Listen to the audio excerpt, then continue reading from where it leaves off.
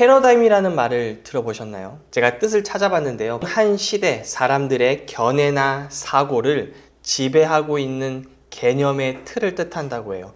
참 어렵게 설명을 했지만 쉽게 말하면 사고방식 체계를 말해요.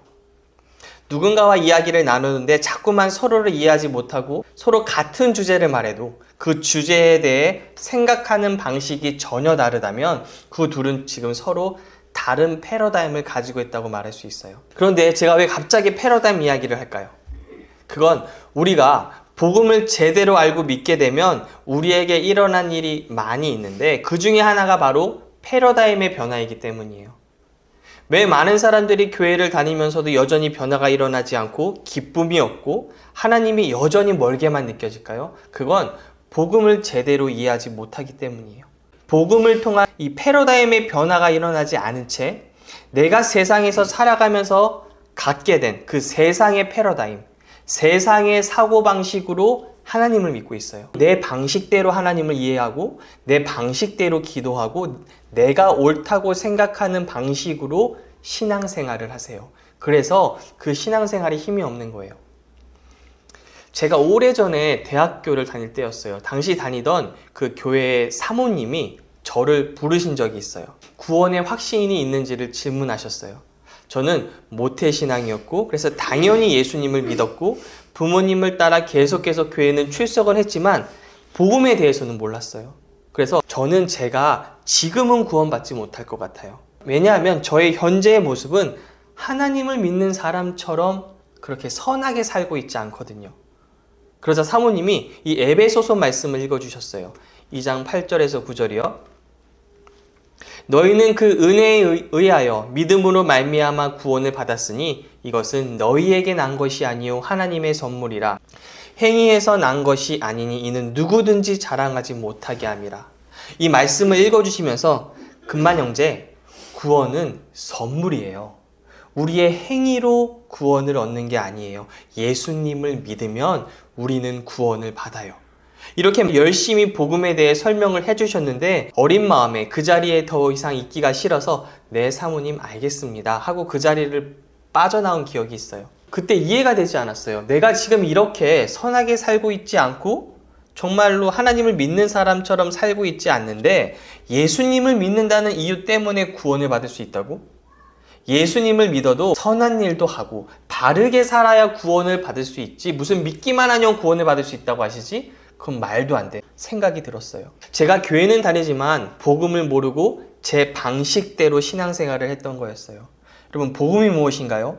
고린도후서 5장 21절이요. 하나님이 죄를 알지도 못하신 이를 우리를 대신하여 죄로 삼으신 것은 우리로 하여금 그 안에서 하나님의 의가 되게 하려 하심이라. 예수님이 나의 모든 죄를 짊어지시고 그 죄에 대한 값을 대신해서 치르시고 나는 반대로 그분의 의로움을 갖게 되어서 하나님이 보시기에 의롭게 된 게 바로 복음이에요.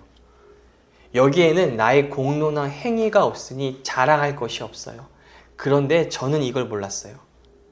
이러한 경험이 있은 후에 저에게는 이런 의문이 생겼어요. 평생을 교회를 다닌 모태 신앙이었음에도 예수님에 대해서 그리고 복음에 대해서 모를 수 있는 게 가능한가?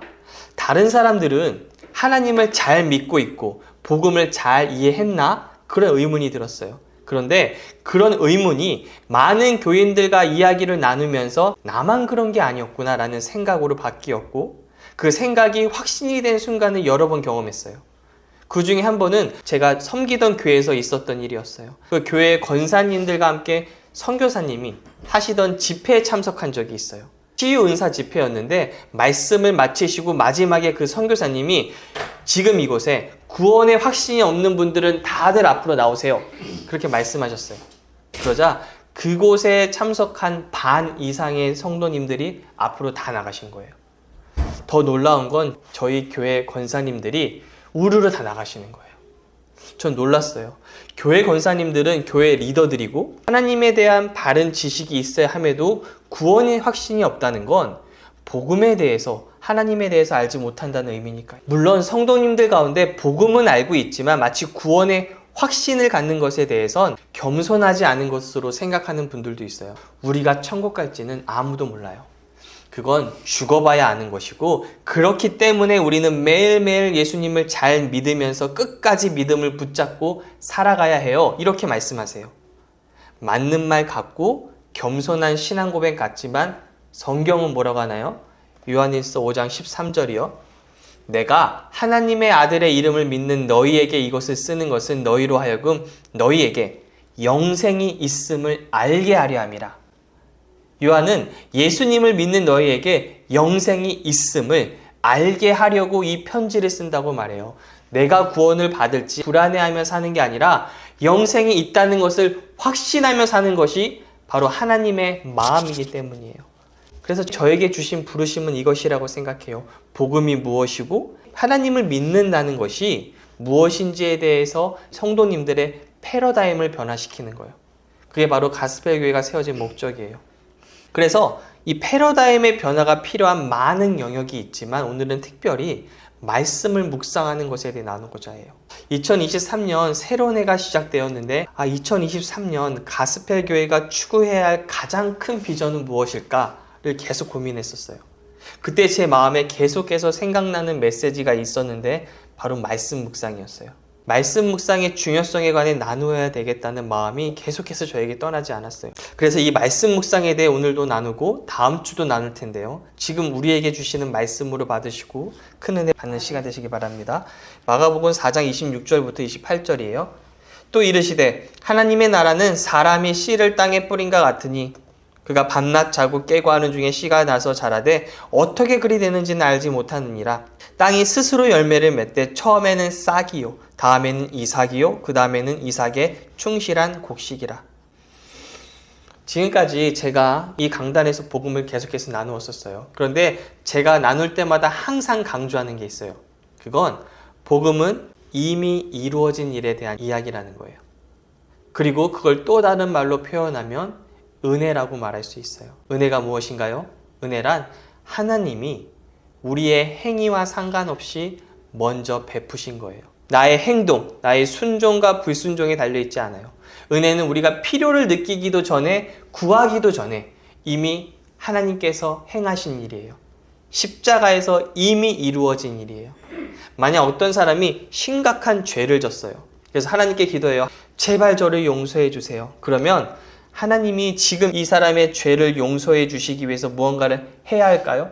아니요. 이미 2000년 전 예수님을 이 땅에 보내셔서 지금 기도하는 이 사람의 죄 용서를 구하기도 전에 이미 죄 용서를 준비하셨어요. 이 사람이 그것을 믿고 받아들이느냐 안 받아들이느냐에 관한 문제만 남겨진 거지 하나님이 무언가를 하실 필요는 없어요. 또 누군가가 아파요. 그러면 이 아픈 사람 위해 하나님이 무언가를 하셔야 할까요? 아니요. 하나님은 사람이 질병으로 고통받는 것을 아시고 예수님께 채찍에 맞게 하심으로 치유를 준비하셨어요. 하나님이 무언가를 해야 하는 문제가 아닌 거예요. 제가 지금 이렇게 말하는 핵심을 이해하셔야 돼요. 하나님은 모든 것을 아시고 우리가 겪는 모든 문제에 대한 해결 방안을 이미 은혜로 주셨어요. 마치 우리가 겪는 문제를 보시고 나는 네가 그런 문제를 겪게 될 줄은 몰랐었단다. 이제 내가 무언가를 해야겠구나. 이렇게 일하시는 게 아니라는 거예요. 하나님은 우리가 겪고 있고 앞으로 겪게 될 모든 문제의 답을 이미 십자가에서 주셨어요. 그게 바로 은혜예요. 그러면 믿음은요? 믿음은 하나님이 은혜로 주신 것을 받아들이는 거예요. 취하는 거예요. 인정하는 거예요. 사람들은 자꾸 내가 무언가를 믿음으로 구할 때 그 믿은 것을 보시고 하나님이 좋아. 이제 네가 믿었으니 내가 일을 할게. 그렇게 생각하는데 아니에요.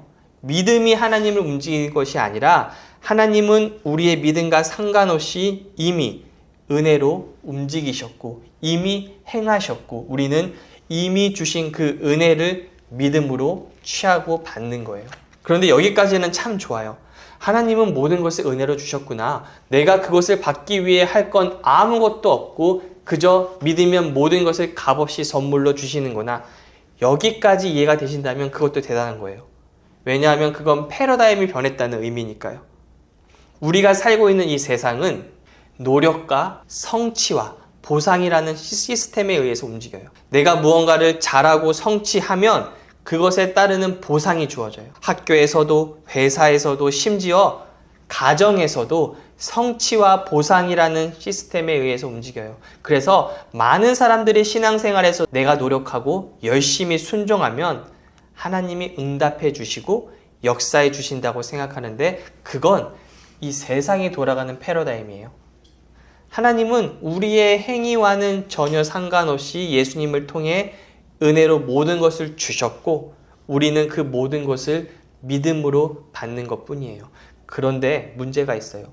그렇게 놀라운 복음이 이해는 되었는데, 예수님이 그렇게 좋은 것을 주셨다고 하는 것도 이해가 되는데, 여러분의 삶이 크게 달라진 게 있으세요? 예수님이 그 모든 것을 선물로 주신 게 맞다면은 왜 그런 일들이 내 삶에 나타나지 않는 거지? 이것 때문에 고민한 적 없으세요? 저는요, 정말 많아요. 이렇게 좋은 복음, 이렇게 좋은 은혜를 값없이 주셨는데 왜 내 삶은 그런 일들이 잘 나타나지가 않지? 전 이게 너무 고통스러웠어요. 차라리 모르면 괜찮겠는데 이미 주신 것을 내가 누리지 못한다고 생각하니까 마음이 너무 고통스러운 거예요. 제 마음에 들어오게 하신 말씀이 오늘의 말씀이에요. 다시 말씀을 읽어볼게요. 마가복음 4장 26절부터 28절이요. 또 이르시되 하나님의 나라는 사람이 씨를 땅에 뿌린과 같으니 그가 밤낮 자고 깨고 하는 중에 씨가 나서 자라되 어떻게 그리 되는지를 알지 못하느니라. 땅이 스스로 열매를 맺되 처음에는 싹이요, 다음에는 이삭이요, 그 다음에는 이삭의 충실한 곡식이라. 여기서 씨는 하나님의 말씀을 말해요. 마가복음 4장 14절에서 말하죠. 뿌리는 자는 말씀을 뿌리는 것이라. 그러면 땅을 무엇으로 말하나요? 바로 우리의 마음을 말해요. 씨 뿌리는 비유를 마태복음에서 하실 때 땅이 우리의 마음인 것을 예수님이 말씀해 주세요. 마태복음 13장 19절이요. 아무나 천국 말씀을 듣고 깨닫지 못할 때는 악한 자가 와서 그 마음에 뿌려진 것을 빼앗나니. 지금 예수님은 씨 뿌리는 비유를 통해서 하나님의 나라는 어떤 식으로 경영이 되어가는지에 대해서 설명해 주시는 거예요. 여러분, 하나님은 마구잡이로 일하지 않으세요. 이 사람에게는 역사해 주시고 저 사람에게는 안 해주시고 질서 없이 하나님의 뜻을 이 땅에 나타내시는 게 아니라 하나님 나라를 운영해 가시는데 법칙이 있어요. 그러면 어떻게 하나님 나라는 운영이 되나요? 씨가 심겨야 돼요. 말씀이 내 마음에 심겨야 돼요. 만약에 누군가가 치유가 필요해요. 그러면 치유의 말씀이 내 마음에 심겨야 돼요. 가끔 아프신 분들 중에 집회에 참석하는 분들이 있으세요. 능력 있는 사역자가 온다고 하니까 가서 기도를 받자. 기도 받으면 나을 수가 있어. 그런 간절한 마음으로 집회에 가요. 그런데 그 분들 중에 말씀을 전할 때에는 밖에 나가 있다가 기도 시간에 들어와서 기도를 받는 경우가 종종 있어요. 지금 내게 급한 건 기도 받는 거지 말씀 들으러 온 건 아니라는 거예요. 그런데 그건 굉장한 실수예요. 왜냐하면 하나님은 일하시기 전에 먼저 말씀을 우리 마음에 심으세요. 치유가 필요할 때는 먼저 치유를 위해 필요한 말씀을 선포하고 우리 마음에 심으세요. 그러면 그것을 듣는 그 대상의 마음에 치유에 대한 말씀이 심겨져서 결국 치유의 열매를 맺게 되는 거예요. 이게 하나님이 일하시는 방식이에요. 이러한 과정이 필요해요. 그래서 보시면 치유를 하나님께서 복음을 통해 주신 은혜로 이해하는 교회에서는 치유가 잘 나타나요. 하지만 오직 죄사함만 말하고 하나님은 병을 치유도 하시지만 치유를 안 하실 수도 있다고 믿는 교회에서는 상대적으로 치유가 적게 나타나요. 왜 그럴까요? 치유의 말씀이 잘 선포되지가 않고 성도들의 마음에 심겨지고 있느냐, 심겨지지 않느냐의 차이 때문이에요. 물론 하나님은 기적적으로도 일하시고 말씀을 심는 과정 없이 즉각적인 기도의 응답이 나타나기도 해요. 그건 어떤 경우인가요? 고린도전서 12장에 나오는 성령의 은사를 통해서 일하시는 경우예요. 하나님은 치유의 은사를 주셔서 그것을 통해서 역사하세요. 그래서 기도를 받으면 즉각적인 치유가 일어나기도 해요. 그런데 그거는 표준이 아니에요. 그건 말 그대로 하나님이 기적적으로 일하시는 특별한 경우예요. 하나님은 우리가 기적에 기대서 살아가는 것이 아니라 하나님 나라의 법칙을 깨닫고 하나님이 어떻게 하나님 나라를 경영하시는지를 깨달아 그것에 맞게 하루하루를 살아가기를 원하세요. 생각해 보세요. 하나님은 이미 예수님이 채찍에 맞음으로 나음을 주셨다고 했잖아요. 이미 다 이루어졌고 이미 우리는 치유를 가지고 있다고 했어요. 이미 은혜로 모든 것을 주셨어요. 그런데 왜 치유에 관한 말씀이 우리 마음에 심겨져야 할까요?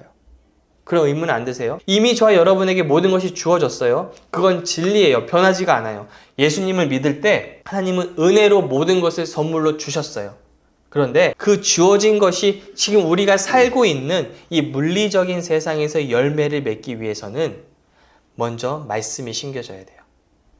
우리에게 없는 것이 생기게 하기 위해서 말씀을 심는 것이 아니라 이미 우리에게 주어진 것이 나타나게 하기 위해서 말씀을 심는 거예요. 이 차이가 있어요. 그런데 어디에 심기나요? 마음에요. 이 마음에서 열매가 맺히는 거예요. 마가복음 4장 28절이요. 땅이 스스로 열매를 맺되 처음에는 싹이요 다음에는 이삭이요 그 다음에는 이삭의 충실한 곡실이라. 땅이 스스로 열매를 맺는다고 해요. 씨가 열매를 맺는다고 하지 않으세요. 땅이 열매를 맺는다고 하세요. 지난번에 상상에 관한 나눈 설교를 기억하시죠? 상상에서 이루어지는 것이 하나님 앞에서는 창조적인 행위라고 말씀드렸어요. 창세기 2장 7절이요. 여호와 하나님이 땅에 흙으로 사람을 지으시고 생기를 그 코에 불어넣으시니 사람이 생명이 되니라. 여기에 상상이라는 단어가 있어요. 어떤 단어일까요? 사람을 지으시고라는 단어예요. 근데 동사의 형태라고 했죠. 창조적인 행위예요. 하나님께 상상하는 건 창조적인 행동이라는 거예요. 그래서 누가복음 6장 45절을 보시면 선한 사람은 마음에 쌓은 선에서 선을 내고 악한 자는 그 쌓은 악에서 악을 내나니 이는 마음에 가득한 것을 입으로 말함이니라. 낸다는 건 생산해낸다는 거예요. 즉 안에 있는 것이 밖으로 존재하게 된다는 거예요. 이건 굉장히 중요한 영적인 법칙이에요. 우리 마음을 통해서 우리 눈에 보이는 세계로 일들이 생산되어져 간다는 뜻이에요. 이게 바로 하나님 나라가 운영되는 방식이에요. 다시 정리해 볼게요. 하나님은 예수님을 통해서 저와 여러분에게 은혜로 모든 것을 주셨어요. 성도는 예수 그리스도를 믿을 때 그 모든 것을 받은 사람들이에요. 우리가 이미 가지고 있는, 이미 받은 것을 이 땅에 구현해내기 위해서는 말씀을 우리 마음에 심고 품고 묵상함으로 이미 가지고 있는 우리 안의 은혜가 이 세상에 열매로 나타나는 과정이 필요하다고 말씀드리는 거예요. 그래서 하나님은 말씀 묵상의 중요성에 대해서 여호수아에게 말씀하셨죠. 여호수아 1장 8절이요. 이 율법책을 내 입에서 떠나지 말게 하며 주야로 그것을 묵상하여 그 안에 기록된 대로 다 지켜 행하라. 그리하면 내 길이 평탄하게 될 것이며 네가 형통하리라. 많은 사람들이 이 말씀을 읽을 때 지켜 행하라. 이것에 포커스를 맞추세요. 말씀을 지켜서 행해야지. 하나님이 그래야지 평탄하게 해주실 거야. 말씀을 지키세요. 말씀대로 행하세요. 이렇게 행위에 포커스를 맞추는 경우가 많아요. 그런데 지켜 행하기 전에 무엇을 하라고 하시나요? 주야로 말씀을 묵상하라고 하세요. 우리 가스펠 교회는 여기에 포커스를 맞추셔야 돼요. 왜냐하면 사람은 자신의 마음에 가득한 것을 말하고 행하게 되어 있어요. 그렇기 때문에 말씀으로 내 마음을 가득 채우는 것부터 시작하셔야 돼요. 그게 이루어진다면 그 사람은 마음에 가득한 것을 말하게 되고 그에 상응하는 행동을 하게 되는 거예요. 예를 들어 치유를 바란다면 치유에 관한 말씀으로 내 마음을 가득 채우는 거예요. 말씀을 통해서 예수님이 채찍에 맞음으로 나는 나음을 입었다. 나는 나으려고 하는 게 아니라 이미 나음을 입었어. 마음에 계속해서 의심이 생길 수가 있어요. 하지만 그럼에도 불구하고 계속해서 말씀을 묵상하는 거예요. 말씀을 통해 내가 건강한 모습을 바라보고 꿈꿔요. 말씀으로 내 마음을 가득가득 채우면 이제 말이 달라지기 시작해요. 건강을 말하게 되고 내가 건강할 때 할 일들을 말하게 돼요. 그리고 가만히 앉아만 있는 것이 아니라 움직이게 돼요. 마치 정말 건강한 사람처럼 움직이려고 해요. 그러면 어떤 일이 일어날까요?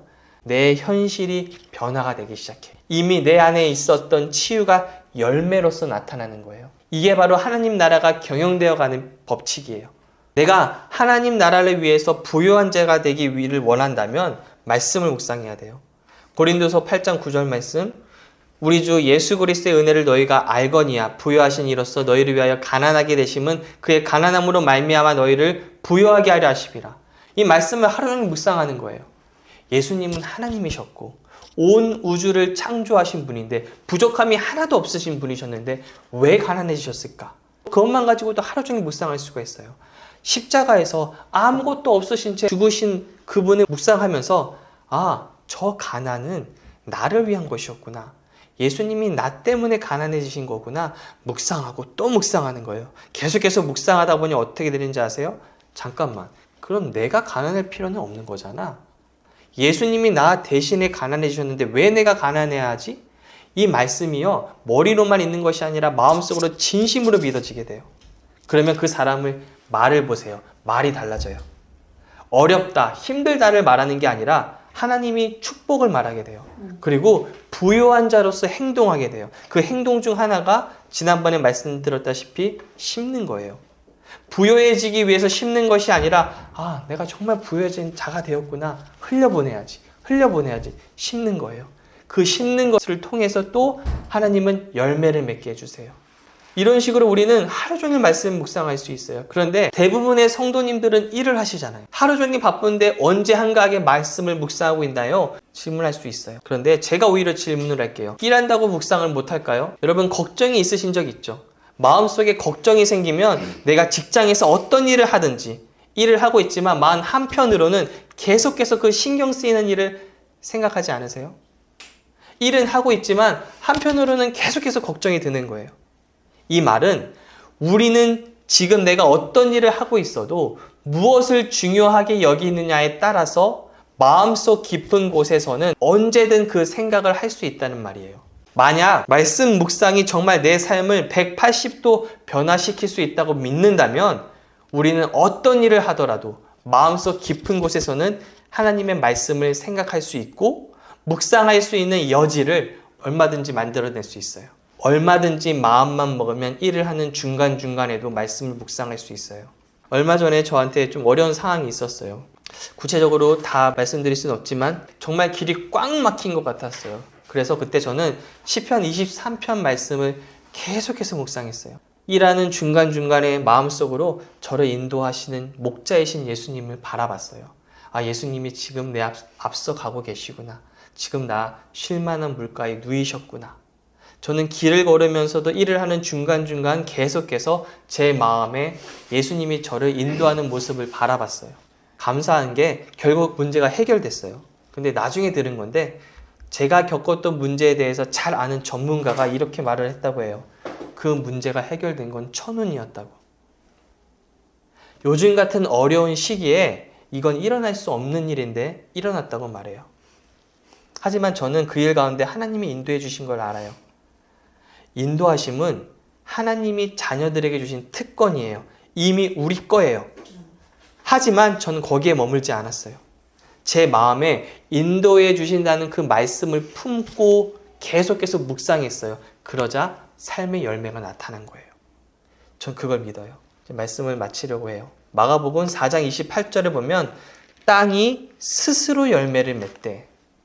여기서 스스로라는 말은 헬라어로 어타모터스 단어로 자동적이라는 뜻이에요. 우리 마음의 씨가 심겨지면 열매는 자동적으로 맺히게 된다는 말이에요. 이건 굉장히 중요한 말씀이에요. 내가 애쓰고 노력하고 힘을 써서 열매가 생기는 것이 아니라 자동적으로 그렇게 된다는 거예요. 4장 27절이요. 그가 밤낮 자고 깨고 하는 중에 씨가 나서 자라되 어떻게 그리 되는지를 알지 못하느니라. 씨가 땅에서 난다는 뜻이에요. 근데 어떻게 그런 일이 일어나는지는 알지 못한다는 거예요. 단지 우리의 역할은 하나님의 말씀을 마음에 품고 묵상하는 거예요. 그러면 열매는 이 마음에서부터 자동적으로 맺히게 되는데 그게 어떻게 되는지 저와 여러분은 몰라요. 하나님이 어떻게 그렇게 만들어 가시는지는 우리는 몰라요. 그래서 믿음 생활은요, 단순해요. 사람들이 어렵고 복잡하게 만들어내요. 응답 받으려면 이렇게 해야 된대. 저 성도는 말씀 백독을 했대. 저 성도는 성경 필사를 했대. 이렇게 수많은 방법을 말하지만 성경은 심플해요. 말씀을 우리 마음에 품고 묵상하면 내 마음에서 열매가 맺히게 됐고 그 열매는 내가 살아가는 이 보이는 세상에 나타나는 거예요. 정말 단순해요. 그런데 중요한 게 있어요. 4장 28절 땅이 스스로 열매를 맺되 처음에는 싹이요 다음에는 이삭이요 그 다음에는 이삭의 충실한 곡식이라. 처음에는 싹이요. 처음부터 엄청난 일들이 나타나는 게 아니에요.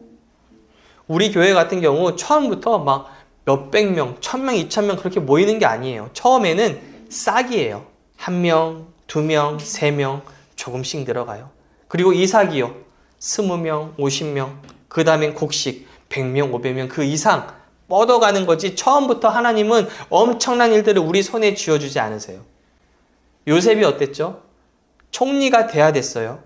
그런데 어디서부터 시작하나요? 종으로 팔려가는 것부터 시작해요. 많은 성도님들이 처음부터 막 곡식을 기대해요. 하나님, 우리 가정에 회복해 주세요. 그걸 믿습니다. 그래서 서로 원수처럼 싸우던 가정이 갑자기 하루아침에 눈에서 막 꿀이 떨어지고 모든 악감정이 사라지는 그런 곡식을 기대하지만 하나님은 뭐라고 하시나요? 처음에는 싹이라고 말씀하세요. 조금씩 조금씩 상대방을 이해하게 돼요. 조금씩 상대방을 불쌍히 여기게 돼요. 조금씩 내 마음이 열리게 돼요. 그 다음은 이삭이죠. 서로 속마음을 이야기하기 시작해요. 서로 이해하지 못한 것을 이해하게 돼요. 그리고 나서 곡식이에요. 이제는 예전보다 더 단단한 가정으로 변화가 되기 시작해요. 이게 바로 열매가 맺혀가는 과정이에요. 하나님은 이 모든 과정을 건너뛰고 역사하지 않으세요.